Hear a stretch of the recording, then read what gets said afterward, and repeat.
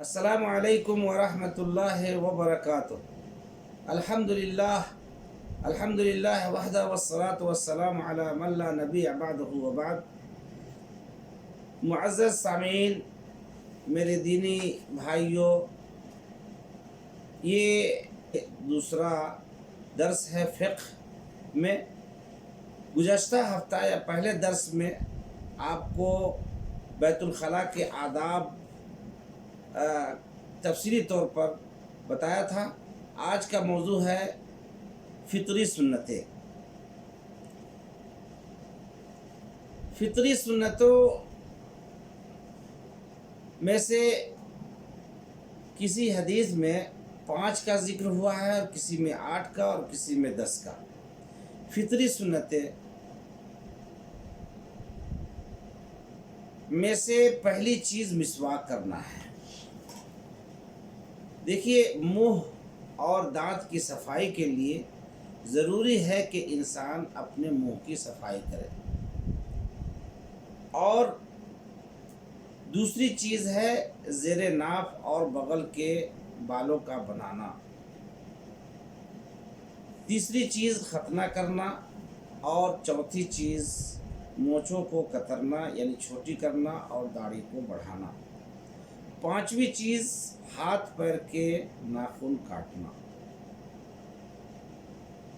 دوسری روایت ہے، اور یہ روایت بخاری کی روایت ہے، متفق علیہ روایت ہے، بخاری اور مسلم کی روایت ہے، اور اس میں ان پانچ چیزوں کا ذکر ہوا ہے۔ حدیث میں الفطرۃ خمس، یعنی فطری سنتیں 5 ہیں۔ پہلی چیز ختنہ کرنا، دوسری چیز زیر ناف کے بال کاٹنا، اور تیسری چیز مونچھوں کو کاٹنا، اور چوتھی چیز تقلیم الاظافر، ناخن کاٹنا۔ یہ 5 چیزیں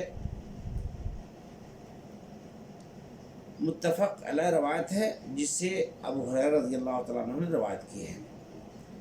دوسری روایت جو عمار بن یاسر سے مروی ہے، اس میں 8 چیزوں کا ذکر ہے۔ پہلی چیز اس میں کلی کرنا، اور دوسری چیز ناک میں پانی چڑھانا، اور تیسری چیز مونچھوں کو کاٹنا، اور چوتھی چیز مسواک کرنا، اور پانچویں چیز ناخن تراشنا، اور چھٹی چیز بغل کے بال اکھاڑنا، اور 7ویں چیز زیر ناف کے بال، اور 8ویں چیز ختنہ کرنا ہے۔ دوسری روایت جسے حضرت عائشہ صدیقہ رضی اللہ تعالی عنہا روایت کرتی ہیں، جو مسلم کی روایت ہے، اس روایت میں مائی عائشہ صدیقہ رضی اللہ تعالی عنہا کہتی ہیں کہ رسول اللہ صلی اللہ علیہ وسلم نے 10 فطری سنتوں کا ذکر کیا۔ پہلی چیز مونچھوں کو کاٹنا، دوسری چیز داڑھی بڑھانا، تیسری چیز مسواک، اور چوتھی چیز ناک میں پانی چڑھانا، اور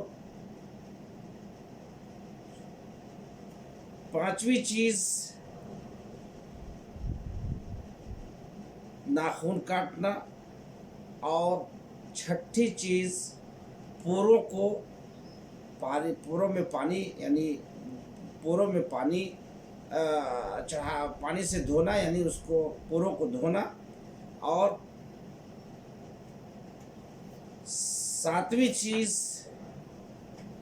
بغل کے بال بنانا، اور 8ویں چیز زیر ناف کے بال بنانا، اور 9ویں چیز پانی کا چھڑکنا ہے، اور 10ویں چیز کے بارے میں راوی کہتے ہیں کہ میں بھول گیا، شاید کہ وہ کلی کرنا ہے۔ یہ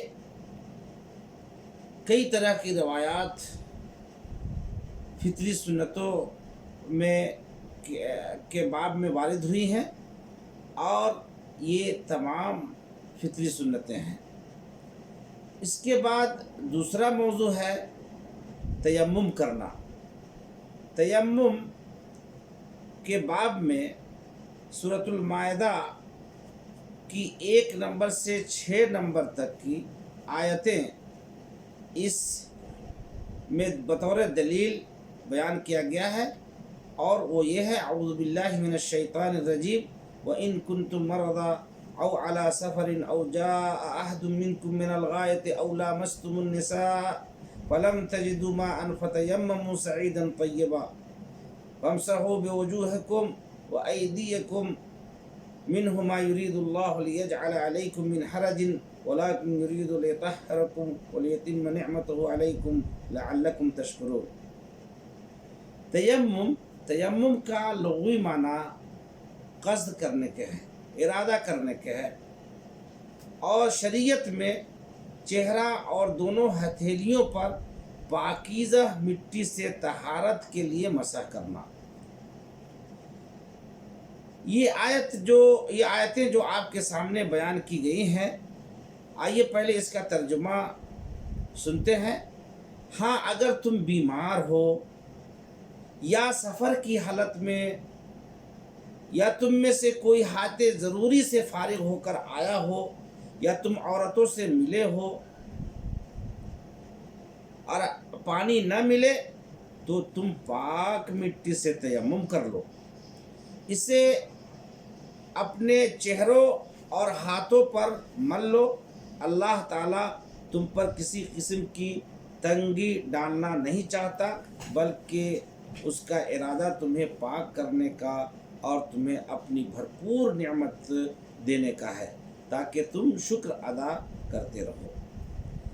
تیمم کرنا کب واجب ہے؟ دیکھیے، ہم سب جانتے ہیں کہ جب پانی موجود نہ ہو تو آپ تیمم کر سکتے ہیں، یعنی عدم وجود الماء، یعنی پانی کی عدم موجودگی میں تیمم کر سکتے ہیں۔ اور 3 حالتیں ایسی ہیں کہ پانی کی موجودگی میں بھی تیمم کر سکتے ہیں۔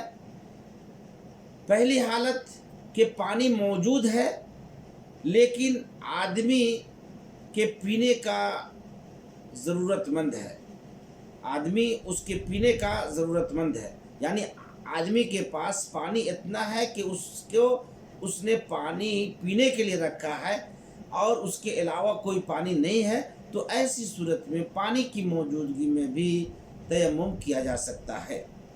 دوسری صورت جو پانی کی موجودگی میں تیمم ہے کہ پانی موجود ہے لیکن اس سے نقصان لاحق ہو سکتا ہے، جیسے کہ وہ مجروح ہے یا کسی سخت بیماری میں مبتلا ہے۔ تیسری صورت پانی کی موجودگی میں تیمم کرنے کی یہ ہے کہ پانی موجود ہے لیکن سخت ٹھنڈا ہے اور اسے گرم کرنے کے لیے اس کے پاس طاقت نہیں ہے، یا کوئی چیز ایسی نہیں ہے جس سے پانی وہ گرم کر سکے، تو ایسی حالت میں وہ پانی کی موجودگی میں بھی تیمم کر سکتا ہے۔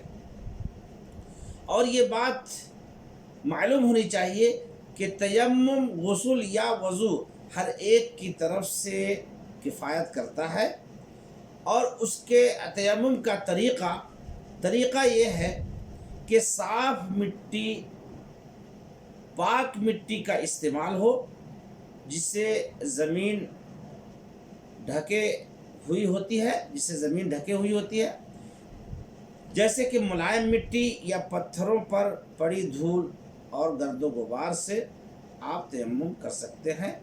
طہارت کی نیت کریں پہلے، اور یہ واضح رہے کہ ارادے کا نام، دل سے ارادے کا نام یہ نیت ہے، نہ کہ زبان سے کسی طرح کے کوئی کلمات रसूल सल्लल्लाहु अलैहि वसल्लम से साबित है। तयम्मुम से पहले बिस्मिल्लाह कहे और ये कहना सुन्नत है। अम्मार बिन यासिर रज़ियल्लाहु ताला अन्हो की रिवायत इस बाब में बहुत ही मशहूर और मारूफ है, जिसमें आप फरमाते हैं कि अजनबना फलम नजदिल मा फतमर्रगना तुराब सुम्मा सल्लैना फज़करा ज़ालिका लिरसूलिल्लाह सल्लल्लाहु अलैहि वसल्लम फ़क़ाल इन्नमा कान यकफ़ीक अन तक़ूला हकज़ा व ज़रब बियदिही अल-अर्ज़ फनुफ़िख़ फ़ीहा फमसह वजहहु व कफ़ैहि। रवाहु मुस्लिम।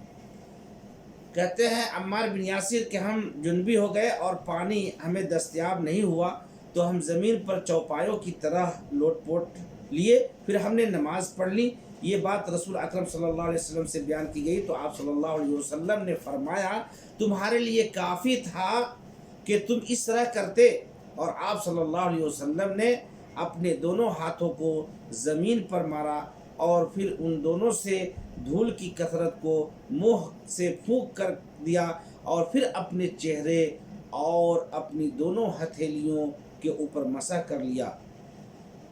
मुलाहजा, ज़रूरी मुलाहजा ये कि बाएं हाथ से यानी बाएं हाथ के अंदरूनी हिस्से से दाहिने हाथ के ज़ाहिरी हिस्से पर घुट्टी तक मसक किया जाए, और वो इस तरह से है कि बाएं का अंदरूनी हिस्सा दाएं के ऊपर और दाएं के अंदरूनी हिस्से से बाएं के ऊपर मसह किया जाए।